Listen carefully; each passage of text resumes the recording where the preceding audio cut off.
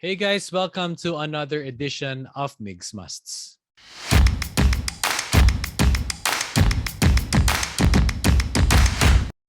What's up guys, this is Migs at maraming salamat for always tuning in dito sa ating YouTube page, youtube.com/MigsBustos, at salamat po sa lahat ng mga sumusubaybay ng Migs Musts. And for today, naisip ko lang to ngayon dahil galing ako sa isang interview and talk from students from Cavite State University. Shoutout sa inyong lahat. Ang must natin ngayon is must be yourself. Must be yourself equals being authentic or authenticity. Ba't ko ba yung napili at this moment? Kasi siguro nag-strike to sa akin nung tinanong nila sa akin na ano ba ang maipapayo mo sa kung sino man ang gustong maging content creator o kung sino man. Well, di naman ako talaga content creator. Pero someone na nag-upload ng content online. Yun na lang siguro. As an anchor, as a broadcaster, yun ang sigurong aking theme for today is must be authentic. Dahil kung sino ka, lalabas yun sa camera. Lalabas yun kung sino man ang nanonood sa'yo. And yung aking motto in life, na-mention ko na to dati, pakatotoo lang. Simple, don't need to be luxurious in whatever sense. Just be yourself. And why do I say this? Is because being authentic is, I don't know. Is it hard to do? Maybe, in a sense, because we conform to so many standards on social media. We conform to so many standards in society that we sometimes forget ourselves. We forget ourselves. Sino ba talaga tayo? And sometimes, kapag fini-fake natin kung sino tayo, hindi natin nagagawa kung ano ba talaga yung nagpapasaya sa atin, hindi natin nagagawa kung ano yung tunay na gusto natin gawin. Ano ba mga examples on being authentic and must be yourself? Marami siguro out there, but siguro I would pinpoint to what I've experienced in life. Okay, so again, as I remind in every vlog, in every episode that I do, is I'm not a professional, I'm not a clinician, I'm not a doctor or anything. Nag-share lang ako ng mga na-experience ko in life na sana makarelate kayo, makapagbigay ng inspiration. Actually, ang target ko talaga dito, sana makarelate Meron makarelate. Para alam kong number one, hindi lang ako yon yung may pinagdadaanan na gano'n. At the same time, makapagbigay ng positivity and makapagbigay ng inspiration. In terms of work or in terms of what I do, I really make sure that ginagawa ko to the best of my abilities. At yung sigurado akong kaya kong gawin. Mapa-research man yan, mapa-stats man yan, mapa-communication man yan. I make sure that that's me. As much as possible, I don't, engage in conversations that wala naman ako talagang, na hindi ko masusundan. Siguro lumalabas din yun on cam. Dahil kapag authentic ka, kapag true to yourself ka, mas nag-enjoy ka. Ganon din yun siguro in life. Na kapag authentic ka to your peers, authentic ka to your loved ones, they will respect you and they will love you for who you are.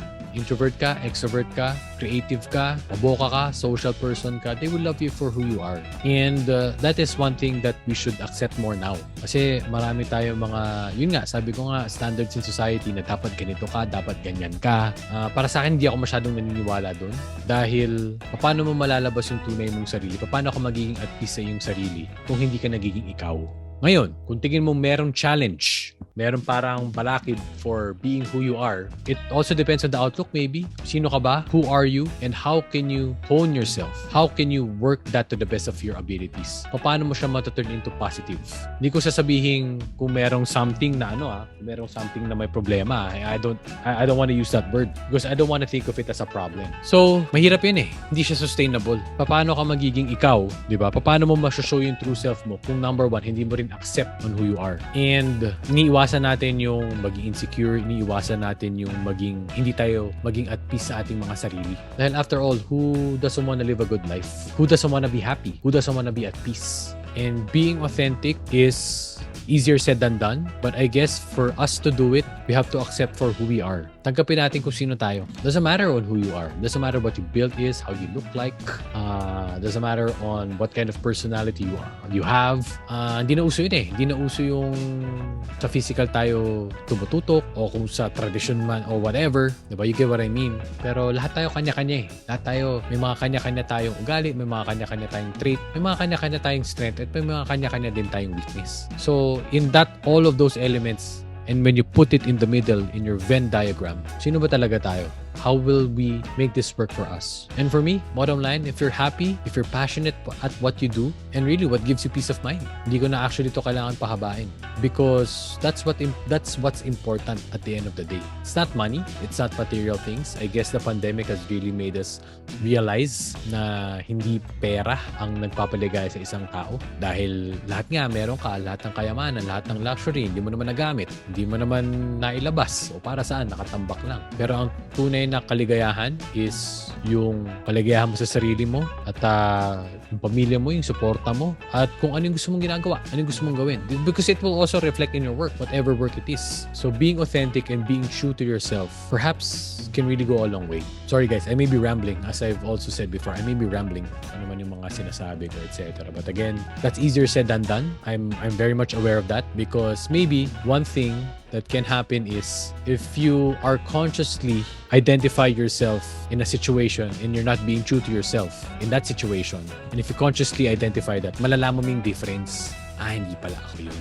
Nasubukan ko na maging ganito pero hindi pala ako yun. So again, easier said than done. Sometimes it takes experience, life experiences, to be able to appreciate and to be able to realize that. So again, siguro trial and error kasi being yourself also is a process. Knowing yourself also takes time. Hindi ko sinasabing, must be yourself, being authentic, maging ganun ka na. Hindi rin ganun eh. Hindi rin siya ganun kadali. So maaaring sumubo ka ng mga ibang experiences mo sa buhay para malaman kung sino ka talaga. Maaaring ganun. Pero kung alam mo naman na sa sarili mo ngayon, kung napapakinggan mo to, at kung alam mo na sige, I'll stick with this or I'll do this because I know that this is myself, then good.